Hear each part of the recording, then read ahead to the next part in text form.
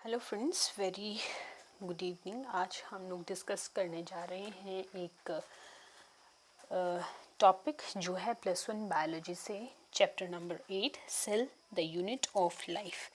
So basically we are going to discuss about the cell.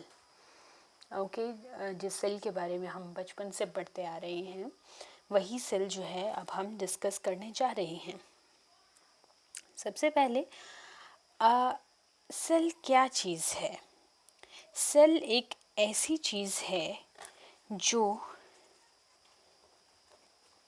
Independently exist करती है, और दूसरा वो क्या करती है, परफॉर्म करती है ऑल वाइटल एक्टिविटीज़।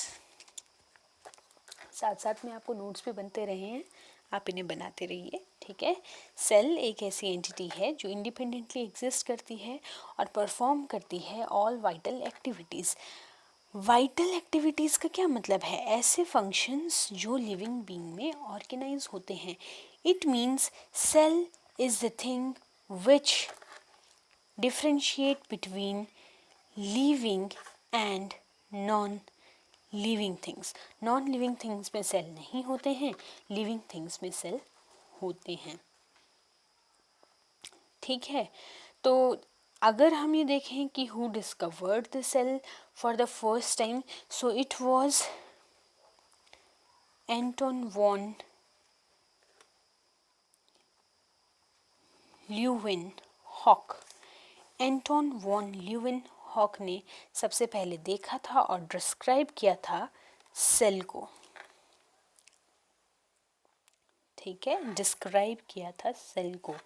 उसके वैसे सबसे पहले किसने देखा था? रॉबर्ट हुक ने देखा था, लेकिन डिस्क्राइब वर्ड जब हम यूज़ कर रहे हैं तो वो किसने किया था? एंटोन वॉन ल्यूवेनहॉक ने। And after that Robert Brown ने जो है उन्होंने डिस्कवर किया था न्यूक्लियस को। But who discovered cell? अगर हम डिस्कवरी की बात करें तो इट वाज रॉबर्ट हुक। उन्होंने कॉर्क सेल में देखा था, क्या देखा था? Dead cell. उन्होंने बेसिकली सेल नहीं देखा था, they only saw the cell wall, Robert hook.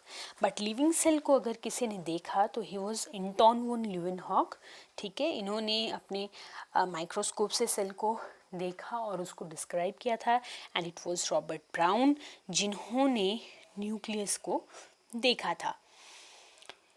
After that electron microscopy जो है वो एडवांस होती रही, और इलेक्ट्रॉन माइक्रोस्कोपी के एडवांस होने के साथ साथ ही जो है बाकी सारी हम जो सेल ऑर्गेनेलीज हैं उनको पहचान पाए, they are their function also.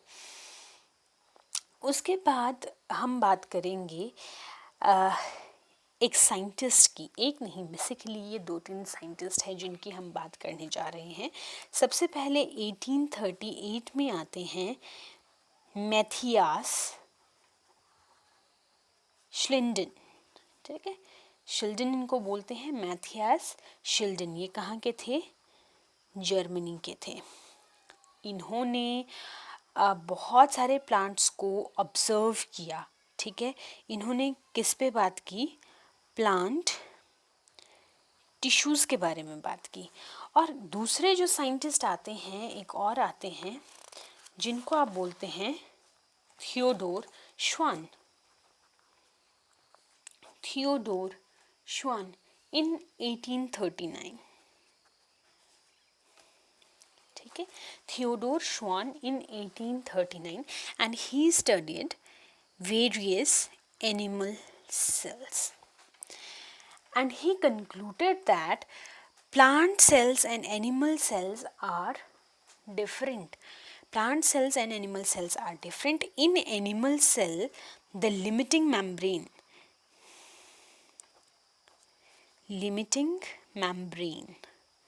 ठीक है, वो मेम्ब्रेन जो किसी चीज़ को बंद कर रही है, that limiting membrane is something which is today known as plasma lemma, ठीक है, इसको हम प्लाज्मा लेमा बोलते हैं या प्लाज्मा मेम्ब्रेन के नाम से इसको जानते हैं, ठीक है। और उसने कहा कि ये प्लाज्मा मेम्ब्रेन जो है प्लांट टिश्यू में लिमिटिंग नहीं होती है, इट हैज़ सेल वॉल, ठीक है।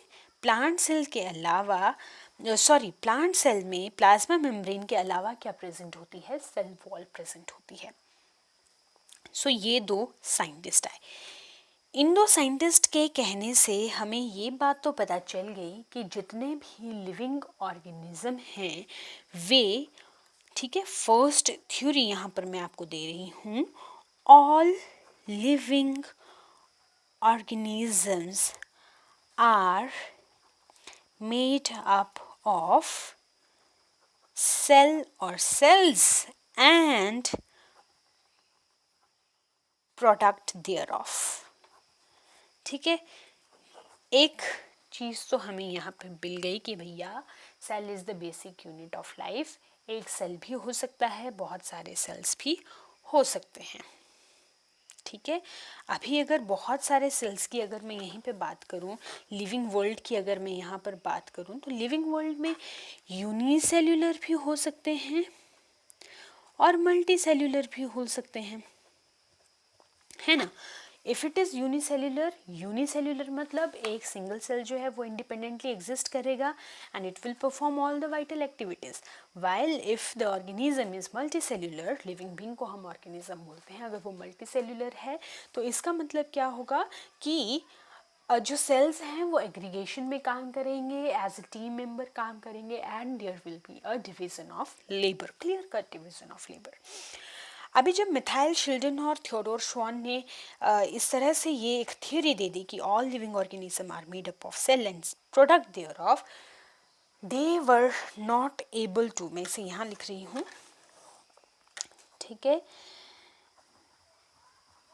They couldn't explain the origin of cell. इसके बाद एक और साइंटिस्ट आ गए जी बीच में, इसके बाद एक साइंटिस्ट आ गए और वो साइंटिस्ट थे आपके रुडोल्फ वर्शो, ठीक है, रुडोल्फ वर्शो, ये रहा होगा 1855 का।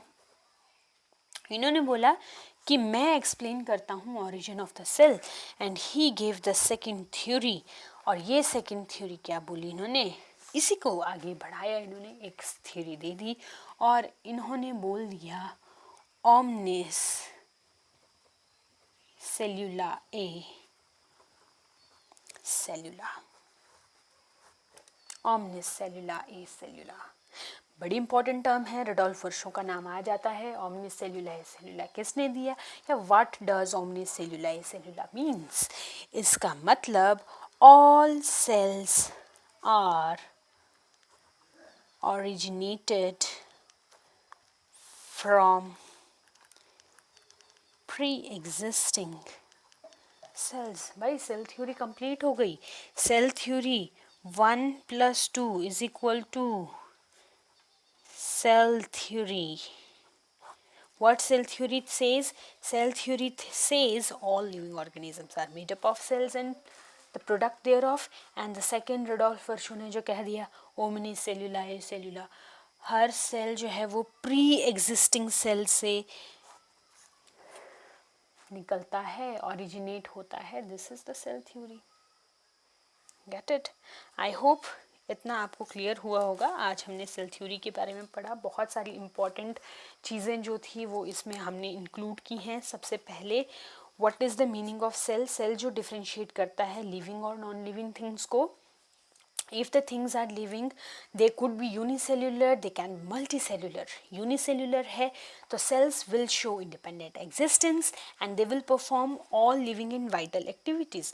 whether if it is multicellular, अगर ये multicellular है तो वहाँ पे क्या होगा, independently तो cells exist करेंगे ही ना, टोटिपोटेंसी उनमें होगी ही, माफ़ कीजिएगा, मल्टीसेल्यूलर अगर हैं तो वो भी इंडिपेंडेंटली एग्जिस्ट करने के कैपेबल होंगे, बट बिकॉज उनको टीम वर्क करना है, एक ऑर्गेनाइजेशन में वो काम करते हैं, तो वहाँ पे क्या होता है वो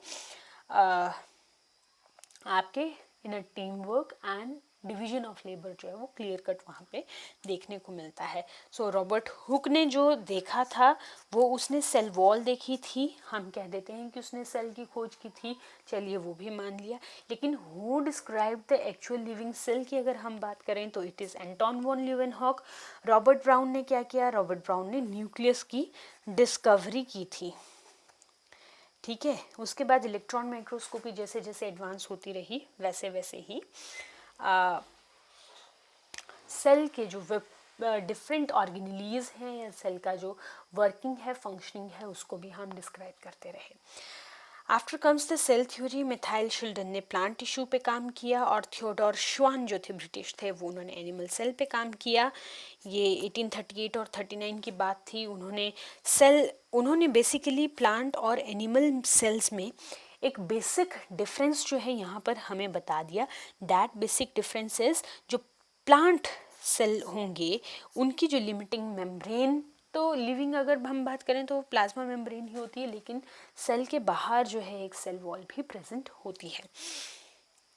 फिर एक थ्योरी दे दी उन्होंने जिसको बोला कि सारे लिविंग ऑर्गेनिज्म जो हैं वो सेल के बने हुए होते हैं। That is cell is the basic functional and structural unit of life, ये इन्होंने कह दिया। And after that Rudolf Virchow जो हैं उन्होंने 1855 में ओमिनिस सेल्यूलाए सेल्यूला का जो धारणा है वो दे दी। और इस तरह से ये दोनों थ्योरीज जो हैं वो किस में कन्वर्ट हो जाती हैं, आपकी सेल थ्योरी में कन्वर्ट हो जाती है। सो आई होप ये चीज़ आपको समझ आई है। नेक्स्ट हम करेंगे द ओवरव्यू ऑफ सेल। तब तक के लिए नमस्कार।